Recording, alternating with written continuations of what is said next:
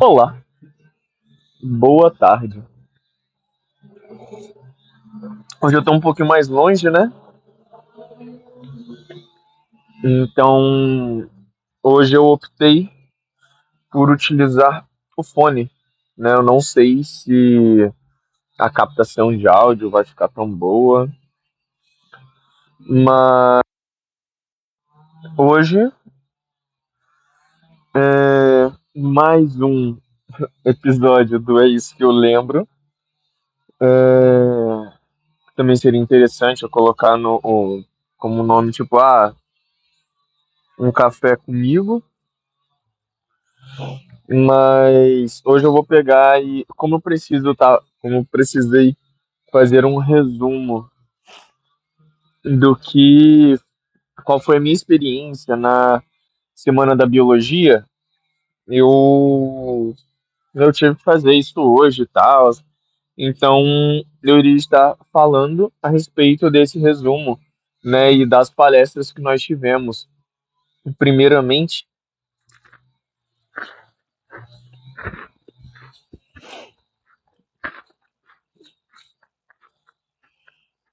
primeiramente nós tivemos, né, uma palestra com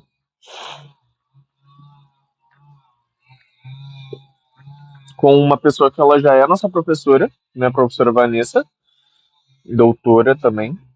Ela falou sobre um assunto que nós até vemos que ele é pouco falado, que é sobre câncer, né? Na minha opinião, é um assunto que é pouco falado na nossa graduação.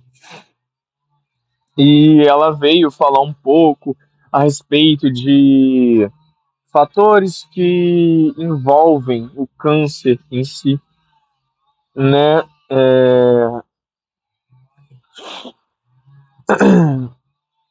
Infelizmente, é uma coisa que eu não sei se é porque não é um assunto que eu tenho tanta afinidade ou se é porque é um assunto que ele é muito complexo. Então eu não consigo estar falando muita coisa, tanto que eu não coloquei muita coisa sobre essa primeira palestra, mesmo tendo sido uma primeira palestra muito legal.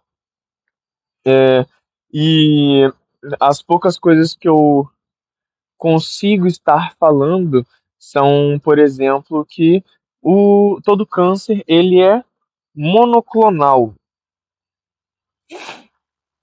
ou seja, todo câncer ele vem de uma célula específica, né? As células elas podem estar sofrendo diversos tipos de mutação, mas não necessariamente essa mutação ela vai se desenvolver em um câncer ou né? Um câncer. Tem outra nomenclatura que ela é utilizada também, mas essa outra nomenclatura ela engloba tanto os malignos quanto os benignos. Tumor. Né? Todo tumor ele é monoclonal, mas alguns são benignos e outros são malignos, que é o que a gente normalmente chama de câncer.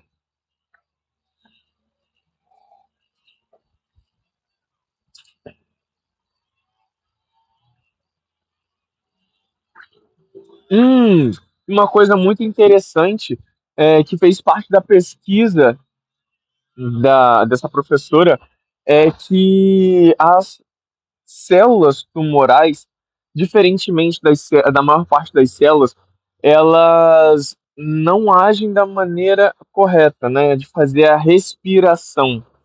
Elas fazem um outro processo, que é o de fermentação, que é um processo anaeróbico. Normalmente, a gente tem esse processo também em alguns momentos no nosso corpo. Porém, é, são bem menos utilizados porque eles você consegue gerar muito menos energia através desse processo, que é o processo de fermentação. Nós, eu posso dar um exemplo de um momento em que nós passamos por esse processo de no caso nossas células passam por esse processo de fermentação, que é quando nós fazemos muito exercício. No caso, o processo de fermentação que ocorre dentro das células, dentro de algumas células específicas, quando você vai fazer musculação, por exemplo, ele é por conta da insuficiência de oxigênio que está chegando ali e a insuficiência de outros requisitos para que ele possa estar gerando energia ali naquele músculo.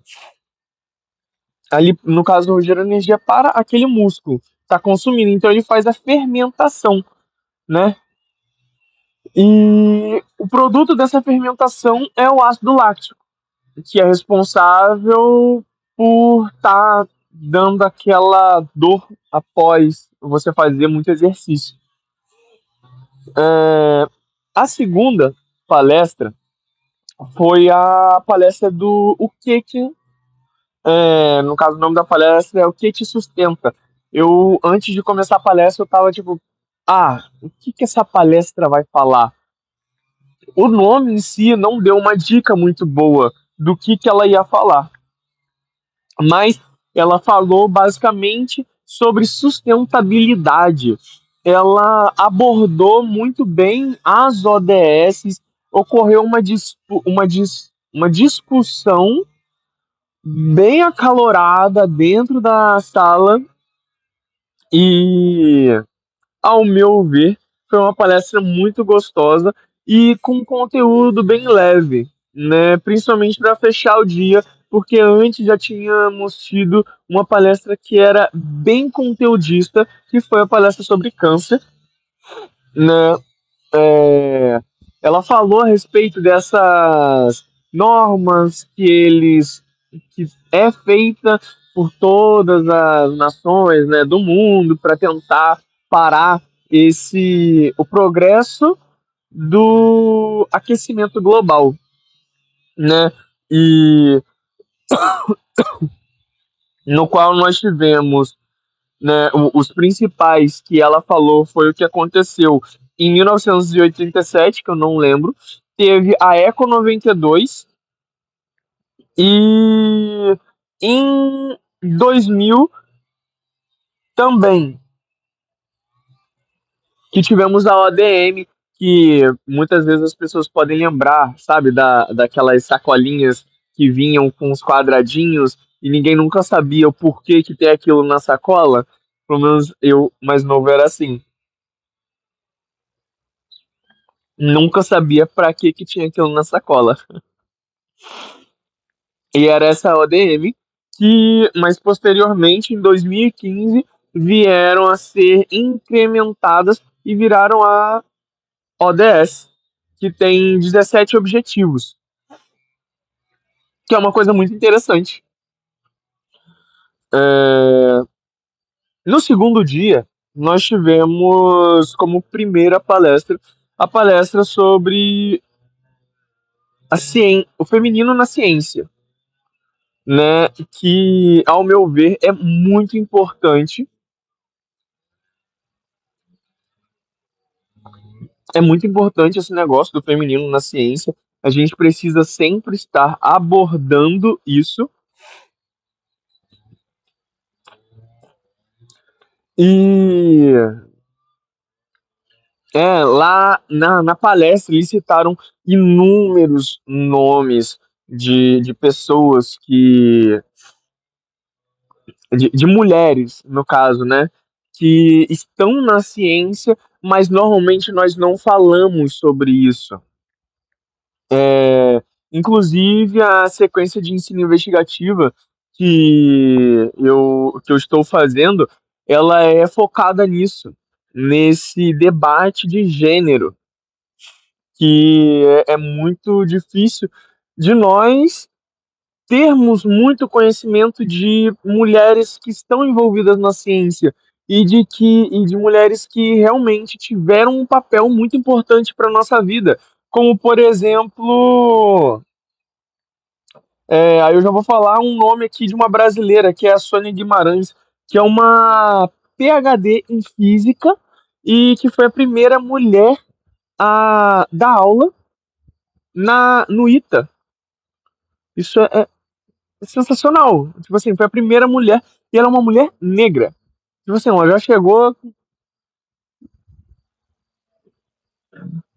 rebentando já de peito com os preconceitos e a exclusão das minorias por parte dessa instituição, né?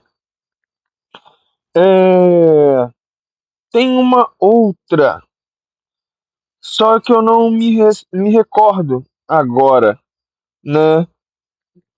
Que é aqui, tanto que a sequência de ensino investigativo que eu estou fazendo, ela é baseada nessa. É porque minha memória é muito ruim, por isso que eu até trago minha agendinha. É, tem a Taputi Belatokalin. Taputi Belatokalin.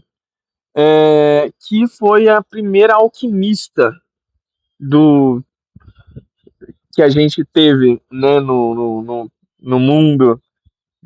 Tanto que Belatokalin, na língua, se eu não me engano, ela é indiana. Na língua nativa deles, significa perfumista.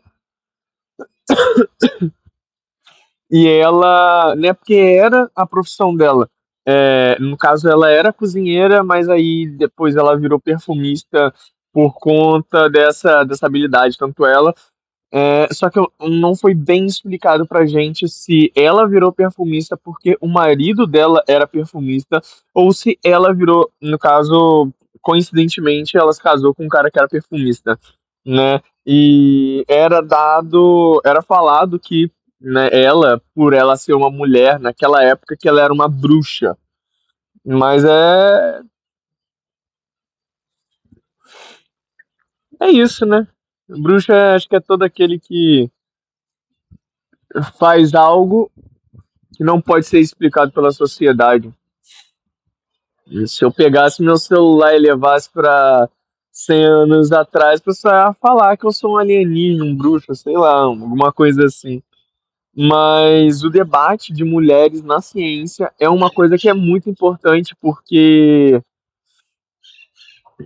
tem que deixar de ter esse preconceito de que ciência é coisa de homem. Não é. É coisa de mulher também. Não só as ciências humanas, todas as ciências são coisa que as mulheres também precisam estar envolvidas, né? O, eles mostraram vários dados sobre que as mulheres elas estão mais ligadas nas ciências humanas,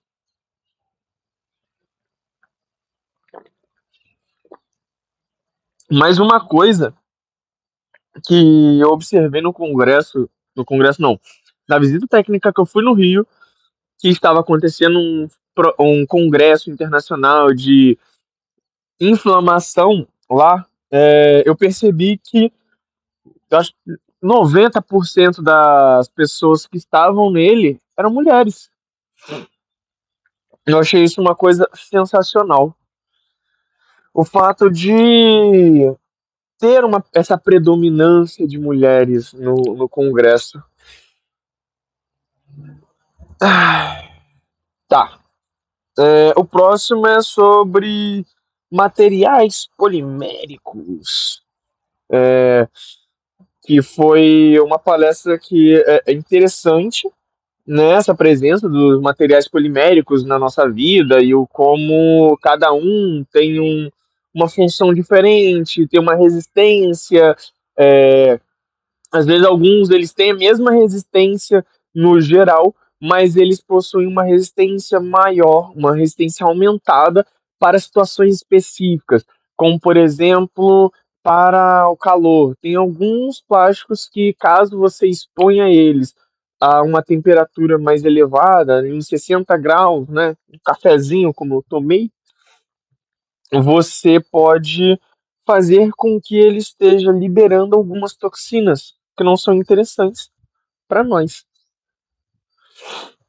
É, Aí tem também o PU, que é aquela espuma que incha, que as pessoas utilizam muito na construção civil, né, em vários lugares. E ela é altamente inflamável e ela joga, né, quando ela é queimada, ela acaba colocando no ar um gás que ele é altamente tóxico, que eu não lembro agora se é o cianeto. Não, cianeto é outra coisa. Nada a ver. Mas eu não me recordo mesmo que gás é esse. E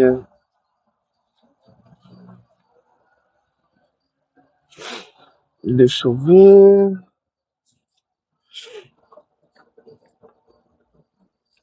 Isso aí foi do dia 2.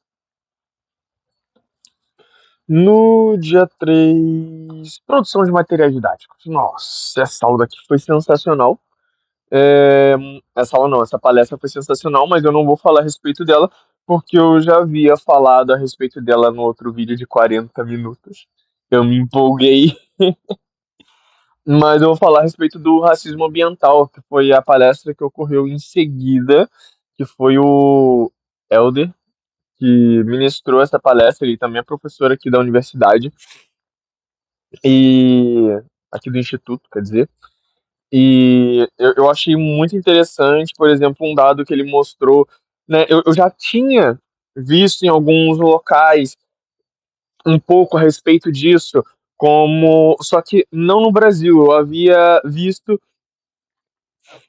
acho que, se eu não me engano, foi um documentário que eles estavam falando a respeito disso e a utilização de, no caso de granjas não, criadores de porcos, né, nos Estados Unidos, que eles ficavam em locais que eram próximos de algumas residências, sabe, mais afastadas, e por conta da metodologia que eles utilizavam para eliminação das fezes, que era, né, misturava tudo na água e pulverizava, acabava trazendo um prejuízo gigantesco para moradores locais, né?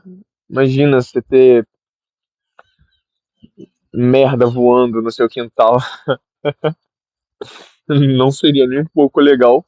Mas foi falado também a respeito de um caso, ele falou a respeito de um ocorrido aqui do Brasil, aqui do Rio, na verdade, que foi em Caxias, eu não vou lembrar o local exato, mas é uma área onde até hoje não se pode entrar. A água, né, ali naquele local não no caso, ela é totalmente inapropriada para consumo, porque tinha um certo fertilizante que, por acaso, eu não devo ter anotado o nome desse fertilizante.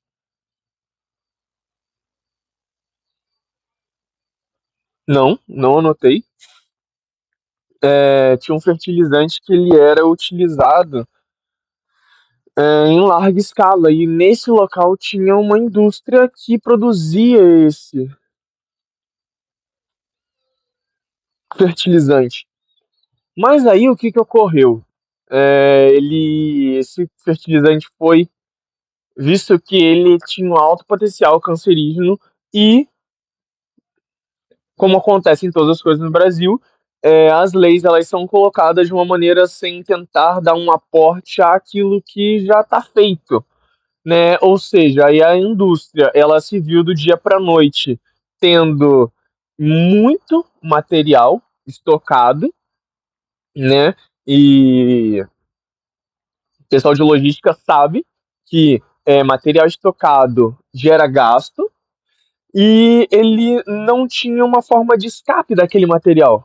Ou seja, ela tinha aquilo e ela agora teria que jogar tudo aquilo fora de uma maneira que seria sustentável, né? Sustentável não, de uma maneira que não fosse trazer um grande prejuízo para a população. E o que que ocorreu? Eles só deixaram lá. Ah, não temos dinheiro mais, vamos deixar esse negócio todo aí mesmo e acabou.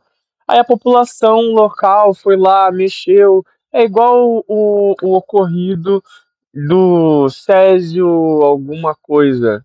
Não, eu tenho uma memória muito ruim. Que ocorreu lá no Nordeste.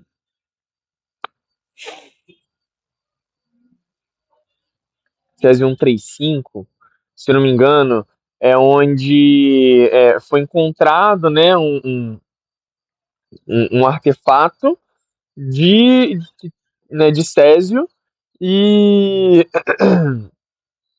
e aí crianças começaram a brincar com aquilo, é, né, levou para casa e tal, e depois de um tempo descobriram que é, aquilo lá era um material radioativo e diversas das pessoas que tinham tido contato com o material, elas vieram a óbito, né?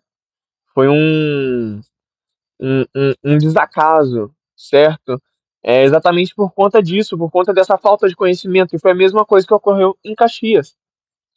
As pessoas foram lá, brincaram com aquele material, esfregaram no corpo e jogaram pelo local. Isso deixou o local em si inabitável e com certeza vai continuar inabitável durante muito tempo, porque tinham metais pesados naquele composto que era utilizado para esse fertilizante, né? Ou veneno, pesticida, né?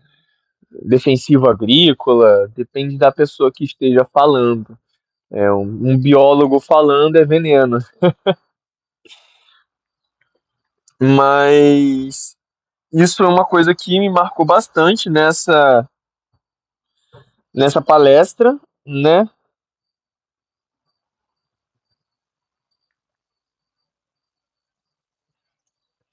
E uma frase, né, quer dizer, uma coisa que eu até anotei aqui, né? Que a educação ela é transformadora. Muitas dessas coisas elas provavelmente não iriam ter ocorrido caso a educação estivesse chegando da maneira que chegasse para a população geral, certo? É, e no quarto dia, que foi o último dia de palestra, nós tivemos apenas uma, e essa apenas uma demorou bastante. E ela foi muito boa. A respeito de ética na pesquisa, foram dados vários exemplos de ações não éticas, certo? Como, por exemplo, o caso que ocorreu em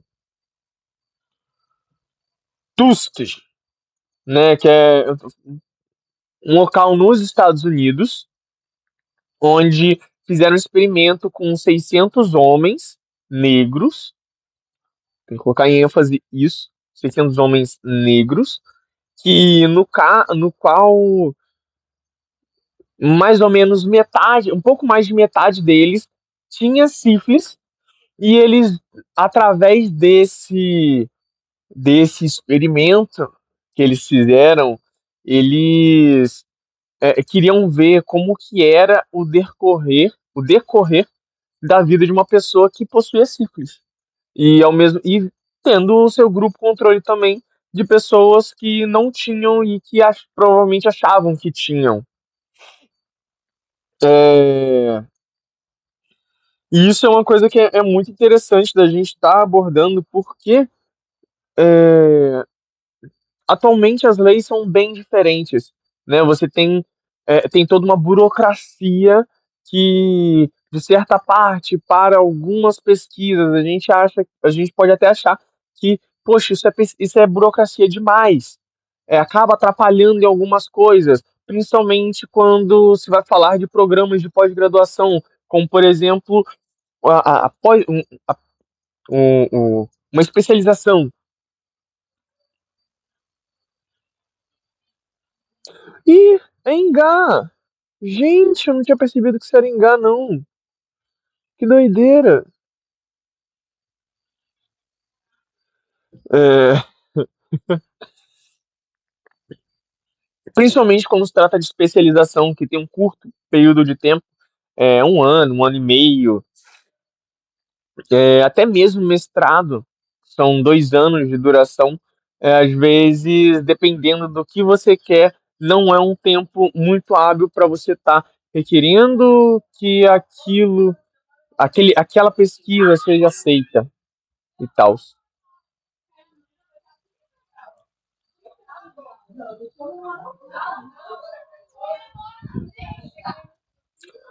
É, começaram a gritar aqui perto. Eu acho que tá bom. É, não, calma aí. A gente tem também eu tenho que colocar em ênfase isso, né, que atualmente a gente tem para lidar com isso, né, nós temos duas áreas, né? Uma que é mais voltada para as ciências médicas, né, que é um comitê de ética, é, e nós temos também uma comissão de ética, que a comissão de ética, né, que é CEUA, ela é utilizada mais para essa área de ciências humanas e afins, tanto que nós, que somos professores, nós nos enquadramos em ciências humanas, independente da área de atuação do professor. Quer dizer, em um certo fato, mas tem outros lugares onde é, é um caso à parte, professor. Mas eu acho que é isso. E com isso vai mais um episódio de É Isso Que Eu Lembro. Até porque vocês escutaram tudo que eu lembro das palestras que nós tivemos ao longo da semana passada aqui no campus e FRJ de Pinheiral. E é isso. Já tem formiga subindo na minha caneca. E deixa eu acabar de comer meu biscoito que eu não me sinto confortável comendo, ainda mais que eu tô de fone. Vai fazer muito barulho. É isso.